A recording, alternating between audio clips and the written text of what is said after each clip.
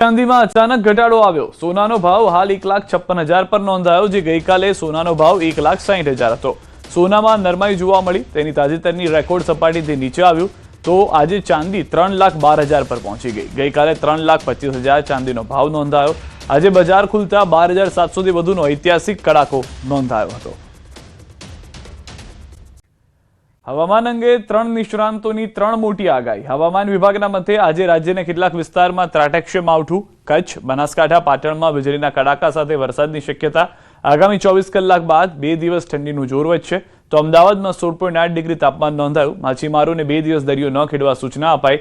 જોકે હવામાન નિષ્ણાંત અંબાલાલના મતે 22 થી 28મી જાન્યુઆરી સુધી ખેડૂતો માટે ભારે રહી શકે છે, જેમાં 22મી થી ઉત્તર ભારતમાં હવામાન પલટાશે તો 24મી થી ફરી પશ્ચિમી વિક્ષેપ આવશે અને તે પહેલા તેજ પવનનો મારો રહેશે, એટલે કે ખેડૂતો માટે 24મી થી ડબલ આકાશી આફત રહેશે, જેને કારણે ખેડૂતોના પાકને પણ અસર થઈ શકે છે। આ તરફ હવામાન નિષ્ણાંત અથરેયા શેટ્ટીના મતે સૌરાષ્ટ્ર કચ્છમાં થઈ શકે છે માવઠું, જેમાં ગુરુવાર રાત દરમિયાન માવઠાની સંભાવના છે તો સાથે ફરી આવી રહ્યો છે કડકડતી ઠંડીનો રાઉન્ડ, જેમાં 24 થી 26 જાન્યુઆરી દરમિયાન કાતિલ ઠંડી સંભવ છે। સિંગલ ડિજિટમાં પહોંચી શકે છે લઘુત્તમ તાપમાન। તો 3 હવામાન નિષ્ણાંતોની 3 આ આગાહી છે। રાજ્યના કેટલાક વિસ્તારોમાં માવઠું ત્રાટકી શકે છે। ભર શિયાળે વરસાદ જોવા મળી શકે છે। કચ્છ, બનાસકાંઠા, પાટણમાં માવઠાની આગાહી કરવામાં આવી છે। आज का जो फोरकास्ट है 22 तारीख, आज आइसोलेटेड प्लेसेस में हम लाइट रेन का पूर्वानुमान दे रहे हैं। इसमें लाइट रेन आइसोलेटेड प्लेसेस में थंडरस्टॉर्म विथ लाइटनिंग होने का संभावना रहेगा नॉर्थ गुजरात रीजन में। इसमें जो डिस्ट्रिक्ट सौराष्ट्र कोस्ट में आ रहा है सो कच्छ का नॉर्दर्न पार्ट में रहेगा और जो नॉर्थ गुजरात की बनासकांठा और पाटन के लिए दिया गया है। इसमें येलो वार्निंग भी जारी किया है। अभी जो लघुत्तम तापमान है 24 घंटा में अभी कोई बड़ा बदलाव नहीं रहेगा। 23 तारीख के सुबह और 22 तारीख के रात को हमें कुछ जगहों पे हल्की बेमौसमी बारिश देखने मिल सकती। काफ़ी ताकतवर एक वेस्टर्न डिस्टर्बेंस उत्तर भारत को प्रभावित करेगा 22 तारीख से लेके 24 तारीख तक।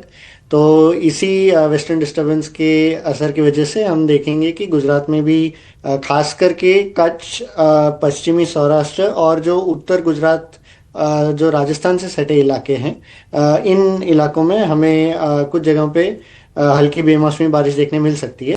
तारीख 22 થી 28 સુધીમાં ઉત્તર ભારતનું હવામાન પલટો આવશે અને લગભગ ત્યારબાદ 24 થી 28 સુધીમાં ગુજરાતના હવામાનમાં પલટો આવવાની શક્યતા છે। પણ ઉલ્લેખનીય છે કે આ ગતિવિધિ ચાલુ થાય તે પૂર્વે ભારે પવન ફૂંકાશે। લગભગ પશ્ચિમ સૌરાષ્ટ્રના ભાગોમાં સામાન્ય પવન 30 કિલોમીટર જેટલો પર અવર અને વિન્ડ ગસ્ટ 43 થી 43 ડિગ્રી સેલ્સિયસ 43 ડિગ્રી પર અવરનો પવન ફૂંકાવાની શક્યતા છે। એટલે આ પવનની ગતિ વધુ રહેવાના કારણે તેની અસર જે બાગાયતી કલમ વગેરે જેનું રોપેલ હશે તે બેન્ડ થઈ જવાની શક્યતા છે। કેટલાક પાકો પણ બેન્ડ એટલે વળી જવાની શક્યતા છે। આથી પવનની ગતિના લીધે કૃષિ પાકો ઉપર અસર થવાની શક્યતા છે। દારૂ ઘુસાડવાના નવા કિમિયાનો પર્દાફાશ। ડાંગરના ભૂસાની યાર્ડમાં દારૂની હેરાફેરી ઝડપાઈ। ખગેલા ચેકપોસ્ટ પરથી દારૂ ભરેલી ટ્રક ઝડપાઈ। 1.85 કરોડનો વિદેશી દારૂનો જથ્થો કરાયો છે। પોલીસે ટ્રક ચાલકની ધરપકડ કરી લીધી છે। તો ખગેલા ચેકપોસ્ટ પરથી દારૂ ભરેલી ટ્રક ઝડપાઈ હોવાના સમાચાર મળી રહ્યા છે। દ્રશ્યો પણ આપ જોઈ રહ્યા છો। અંદાજિત 1.85 કરોડનો વિદેશી દારૂનો જથ્થો જપ્ત કરવામાં આવ્યો હોવાની જાણકારી છે। પોલીસે ટ્રક ચાલકની પણ ધરપકડ કરી છે। ક્યાંથી આ સામાન લાવીને ક્યાં પહોંચાડવાનો હતો તેને લઈને હવે તપાસ શરૂ કરવામાં આવી રહી છે। ડાંગરના ભૂસાની યાર્ડમાં આ ઘટના ઘટી હોવાની જાણકારી છે। વધુ માહિતી ન્યૂઝ 18 સંવાદદાતા સૌરભ પાસેથી મેળવીશું। સૌરભ, જે અંદાજિત 1.25 કરોડનો વિદેશી દારૂ ઝડપાયો છે, પોલીસ તપાસમાં શું વધુ જાણકારી સામે આવી રહી છે?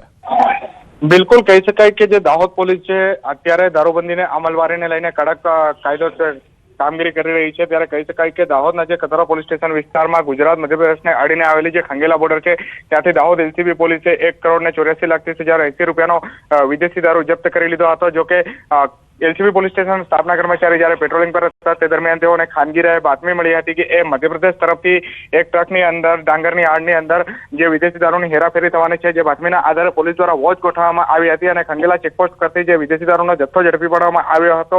જો કે પોલીસે કુલ 2,04,53,980 રૂપિયાનો મુદ્દામાલ જપ્ત કર્યો છે અને રાજસ્થાનના આરોપીની અટકાયત કરી હાલ વધુ તપાસ હાથ ધરવામાં આવી છે.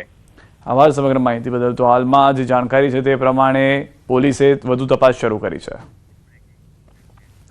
મહેસાણામાં દારૂ હેરાફેરીનો વધુ એક કિમિયો ફેલ થયો છે. ટ્રકમાં તાડપત્રીની આડમાં કરાતી હતી દારૂની હેરાફેરી. એલસીબીએ 57.74 લાખનો વિદેશી દારૂ ઝડપી પાડ્યો છે. પોલીસે 18,000થી વધુ વિદેશી દારૂની બોટલ કરી છે જપ્ત. ખોટી નંબર પ્લેટ લગાવીને કરતા હતા દારૂની હેરાફેરી.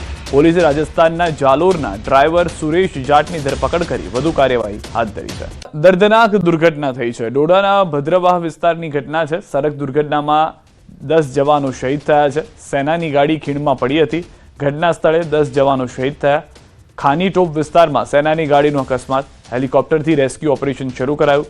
ગંભીર રૂપથી ઘાયલ જવાનોને એરલિફ્ટ કરવામાં આવી રહ્યા છે. તો હાલમાં દુઃખદ સમાચાર. ડ્રાઈવરે સ્ટીયરિંગ પરથી કાબુ ગુમાવતા જે આખી બસ હતી જે સેનાને લઈને જઈ રહી હતી તે બસ ખીણમાં ખાબકી હતી. તુરંત આર્મીને સમાચાર મળતા આર્મીએ પોતાનું રેસ્ક્યુ હેલિકોપ્ટર મોકલ્યું હતું, પરંતુ દુર્ઘટનામાં સ્થળ ઉપર 10 જવાનો શહીદ થઈ ગયા હતા.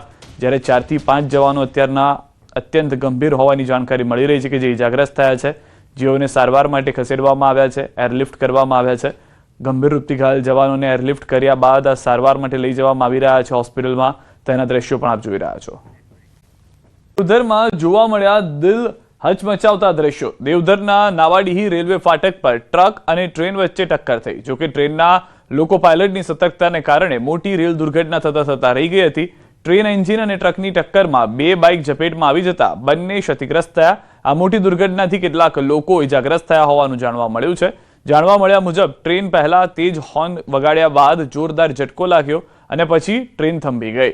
જ્યારે લોકોએ જોયું તો ટ્રેનની ટ્રક સાથે ટક્કર થઈ હતી. સૂત્રો મુજબ રેલવે ફાટક ખરાબ હતું, જેની સૂચના રેલવે અધિકારીને આપવામાં આવી હતી અને સિગ્નલ લાલ જોવા મળતું હતું. તો દ્રશ્યોમાં સ્પષ્ટ જોવા મળી રહ્યું છે કે ટ્રક ડ્રાઈવરને એમ કે તે નીકળી જશે, પરંતુ તે નીકળી ન શક્યા. ટ્રાફિકના કારણે ફસાઈ ગયા.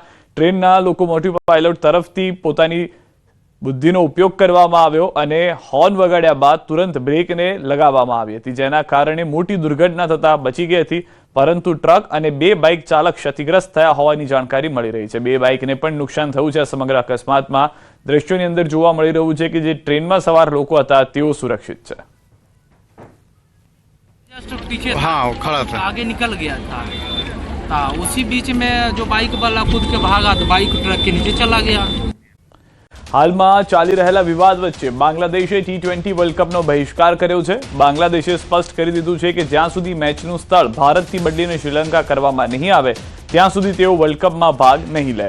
બાંગ્લાદેશ ક્રિકેટ બોર્ડના પ્રેસિડેન્ટ અમીનુલ ઇસ્લામ બુલબુલે પોતાના નિવેદનમાં કહ્યું છે કે અમે આઈસીસી સાથે વાતચીત કરતા રહીશું. અમે વર્લ્ડ કપ રમવા માંગીએ છીએ પણ ભારતમાં નહીં. અમે લડતા રહીશું. આઈસીસી બોર્ડ મીટિંગમાં અમુક ચોંકાવનારા નિર્ણય લેવાયા. મુસ્તફિઝુરનો મામલો કોઈ એકલાનો મામલો નથી. આ કિસ્સામાં ભારત એકલું નિર્ણય લેનારું હતું. બાંગ્લાદેશ T20 વર્લ્ડ કપમાંથી હટી હતી. હવે સ્કોટલેન્ડને ટુર્નામેન્ટમાં સ્થાન મળશે. આ પહેલા આઈસીસી તરફથી સ્પષ્ટ કરી દેવામાં આવ્યું હતું કે 24 કલાકનો સમય છે. બાંગ્લાદેશ નહીં તો સ્કોટલેન્ડ.